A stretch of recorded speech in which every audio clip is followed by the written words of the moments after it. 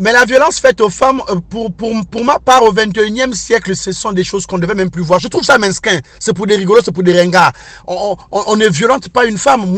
Moi, par exemple, moi, je suis très violent. Oui, c'est vrai, mais c'est verbalement que je le suis. Moi, je ne suis pas quelqu'un de physiquement barbare. Moi, je suis très doux. Je suis très doux. Donc, je condamne ça avec la plus grande énergie possible. La violence faite aux femmes, je n'aime pas. C'est vrai que j'en ai pas encore assisté à une scène dans ce genre-là. Sinon, c'est clair que je vais forcément casser la gueule à l'imbécile qui osera toucher une femme. Mais j'ai déjà eu quelques échos. J'avais déjà eu quelques échos. Comme par exemple cette histoire que m'avait raconté Rangui Innocent, le mari de Maman Abiba. Alors, il me raconte qu'un jour, il s'arrête prendre un verre dans un débit de boisson, dans un troquet, dans un bar. Donc, il s'arrête prendre une bière. Et là, la table juste en face, il y a un monsieur qui est assis avec une très belle nana. Bon, on ne sait pas si c'était la sienne, mais les faits vont nous le relater. Alors, donc, le monsieur est assis, le monsieur s'appelle Pendule Roy Bonaventure. La nana, je m'en fous, je sais pas trop, je m'en fous. C'est pas ma parente, je sais pas comment elle s'appelle. Bon, ils étaient assis, et là, ça consomme, ça boit, ça mange du poisson à la braise avec la mayonnaise, les beignets, ça mange, ça boit, ça mange, ça boit, ça danse. L'ambiance était vraiment au rendez-vous, plus que les bisous aussi pleuvaient par la même occasion. D'après ce que Rangui Innocent me raconte, donc le monsieur était vraiment amoureux. Alors, qu'est-ce qui va se passer en plus d'ailleurs? Quelques instants après, il y a une femme qui arrive. La femme vient trouver le monsieur sur sa table avec sa nana. Et là, on a tous su qu'il s'agissait de sa femme.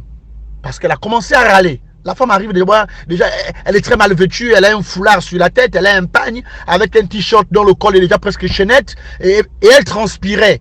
Tout portait à croire qu'elle avait parcouru de longs kilomètres à pied. Et là, elle s'exclame, elle est en colère, elle gueule, tout le bar la regarde et regarde le monsieur qui était assis avec sa maintenant nana.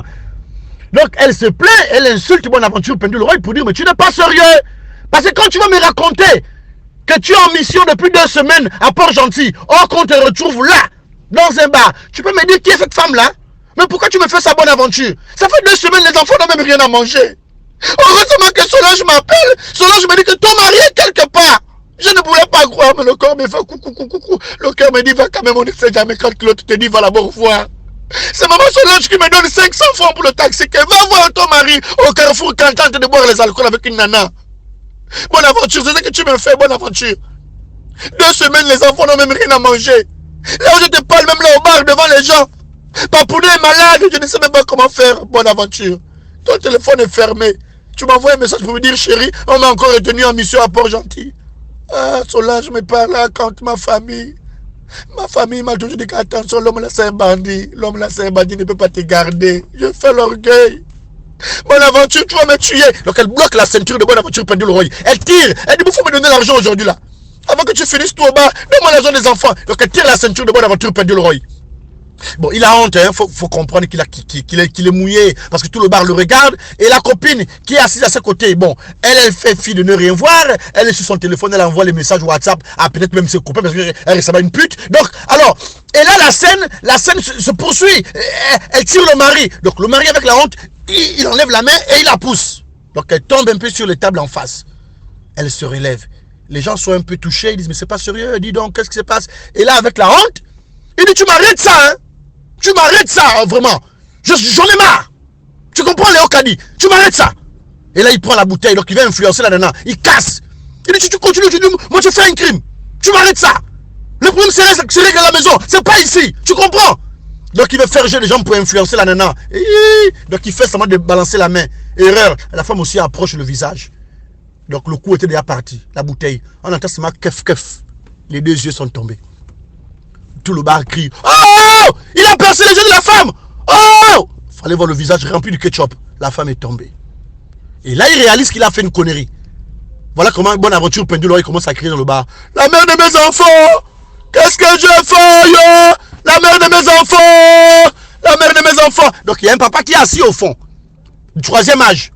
Il boit sa bière. Il dit, mais quand on vous parle, vous ne comprenez pas. Ah, si jeunesse savait et si vieillesse pouvait. Tu as vu? Tu es avec une copine. Tu perces les yeux de la mère de tes enfants. Ah, mais tu mérites la prison, hein, vraiment, toi là. Tu mérites la prison. Tu es un pauvre type, toi, assassin. Donc Bonaventure Pendule Roy se retourne. Pour dire, mais papa, c'est comment? Moi, je suis le bon de mon malheur. Et tu continues d'enfoncer le clou. Ah, mais oui! Tu es un assassin. Ça t'apprendra. Donc le gars ne peut pas supporter, il avance sur le papa. Il dit, papa, c'est quoi ton problème? Papa, c'est quoi ton problème? Donc il pousse le papa tombe. Donc en fait, le papa était déjà malade. L'insuffisance rénale, il avait l'infection pulmonaire, il avait le diabète, et il avait l'hypertension artérielle. Donc quand le papa est tombé, le papa est mort sur le champ. Donc quand il se retourne pour regarder sa femme, la femme a tellement perdu du sang, elle aussi monte sur le champ. Donc la copine traverse la route. La voiture tape sur la copine. Donc 3 cadavres. Il s'est assis. Il a commencé à fermer les yeux. Il a dit, bon là maintenant, hein, la prison vient me chercher. Tout d'un coup, il y a un monsieur qui tape. Monsieur, s'il vous plaît, monsieur, veuillez nous suivre. Quand il ouvre les yeux, c'était un rêve. Il n'a plus jamais été violent dans sa vie. Il s'est réveillé, c'est sa femme. Chérie, réveille-toi, va au travail, c'est comment? Il a dit, chérie, je te demande pardon. Il dit, oh, pardon, pourquoi? Il dit, je ne te ferai plus jamais du mal. Après, c'était la fin. Après, c'était la fin.